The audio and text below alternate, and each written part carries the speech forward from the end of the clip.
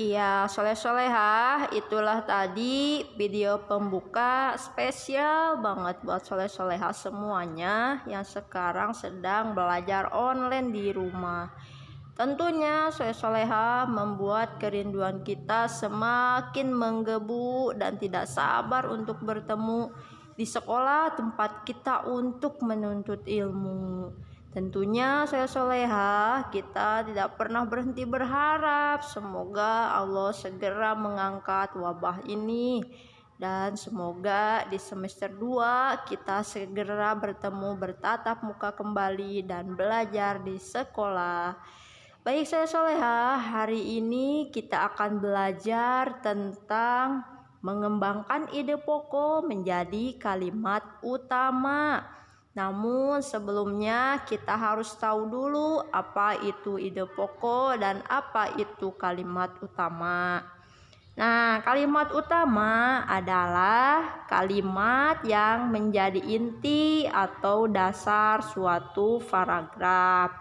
Sedangkan ide pokok adalah gagasan utama yang menjadi landasan pada sebuah paragraf. Nah, baik soleh-solehah, langsung saja ya kita perhatikan contoh teks non-fiksi berikut ini. Apa itu teks non-fiksi?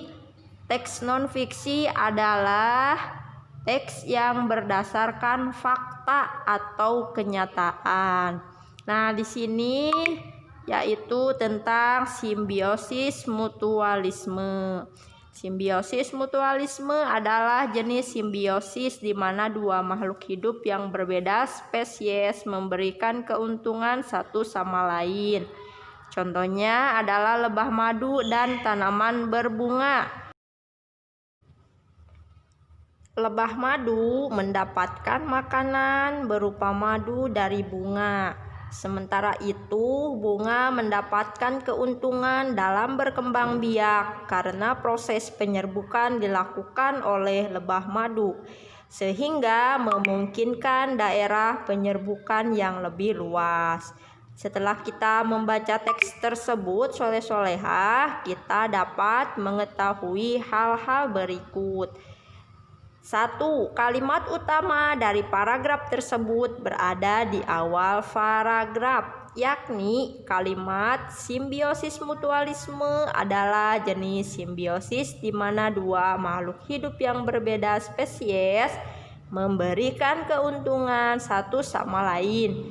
2. Dari kalimat utama tersebut barulah kita dapat menentukan ide pokoknya, yakni simbiosis mutualisme merupakan jenis simbiosis dari dua jenis makhluk hidup yang berbeda namun saling memberikan keuntungan. Baik, itulah tadi soleh-solehah contohnya. Nah, agar lebih jelasnya lagi, marilah kita sama-sama simak video berikut ini. Check it out. Mengembangkan ide pokok menjadi kalimat utama. Setiap teks memiliki gagasan dasar dalam pembuatannya. Gagasan dasar yang terkandung dalam teks disebut ide pokok. Ide pokok biasanya terdapat pada setiap paragraf dalam teks yang disajikan. Ide pokok berisi gagasan dasar mengenai suatu hal atau kejadian yang ingin disampaikan pembuat teks.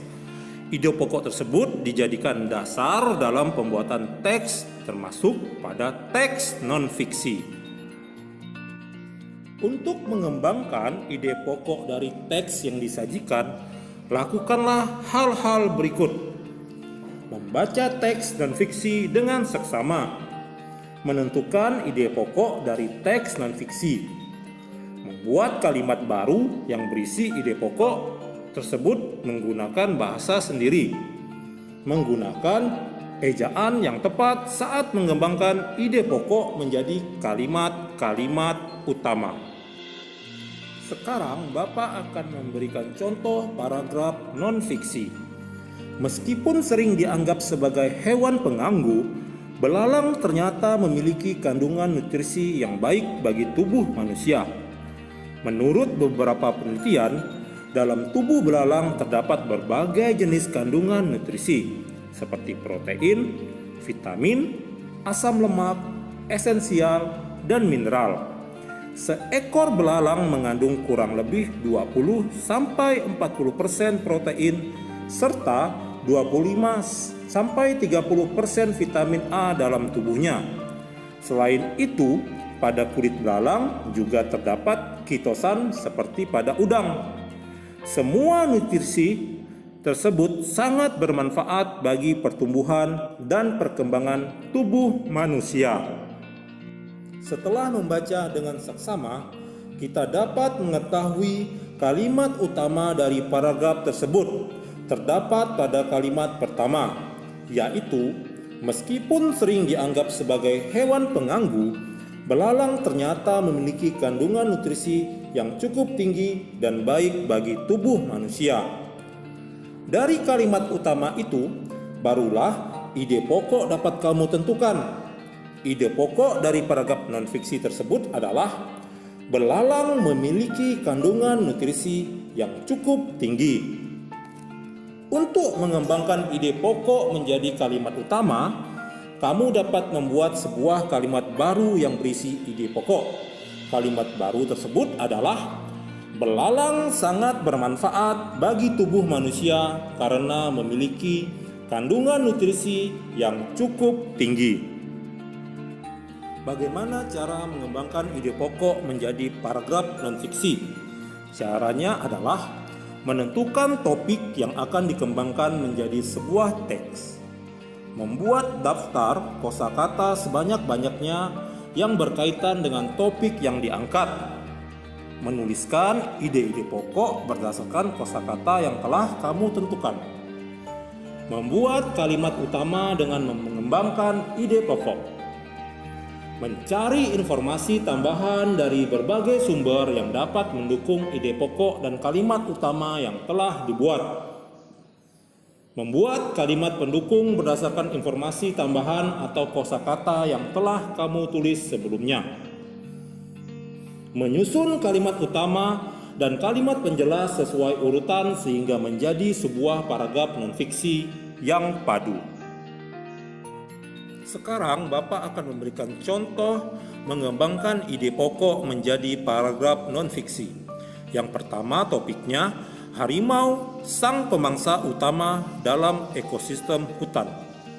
Yang kedua, mengumpulkan dan menuliskan berbagai kosakata yang berkaitan dengan topik, misalnya harimau, ekosistem, hewan, pemangsa, karnivora, hutan, habitat, hewan pemakan lain, dan rantai makanan.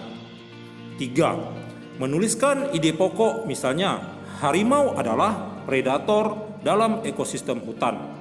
Yang keempat, membuat kalimat utama dengan mengembangkan ide pokok, misalnya sebagai anggota ekosistem hutan, harimau merupakan predator utama dalam rantai makanan. 5. Mencari informasi tambahan dan membuat kalimat pendukung berdasarkan informasi yang kamu tulis sebelumnya. Misalnya, harimau termasuk hewan karnivora karena memakan daging hewan lain. Dalam rantai makanan di ekosistem hutan, harimau berperan sebagai konsumen tingkat akhir. Tidak ada hewan lain yang memangsa harimau. Yang keenam, menyusun kalimat utama dan penjelas sesuai urutan menjadi sebuah paragraf. Jadi kesimpulannya anak-anak, sebagai anggota ekosistem hutan, harimau merupakan predator utama dalam rantai makanan. Harimau termasuk ke dalam hewan jenis karnivora karena memakan daging hewan lain. Selain itu, dalam rantai makanan di sebuah ekosistem hutan, harimau berperan sebagai konsumen tingkat akhir. Hal itu karena tidak ada hewan lain yang memangsa harimau. Nah, soleh-solehah, itulah tadi materi kita di hari ini. Soleh-solehah, jika dalam kalimat saja ada yang disebut dengan kalimat utama, maka dalam kehidupan kita pun ada sesuatu yang sangat utama, yaitu apa soleh-solehah? Ya, betul sekali, yaitu beribadah kepada Allah Subhanahu wa Ta'ala. Jadi soleh-solehah, jangan lupa ya, sholat 5 waktunya jangan sampai ketinggalan. Juga berbakti kepada ayah bunda di rumah. Nah, soleh-solehah, itu saja dari Ibu. Wabillahi taufiq wal hidayah. Wassalamualaikum warahmatullahi wabarakatuh.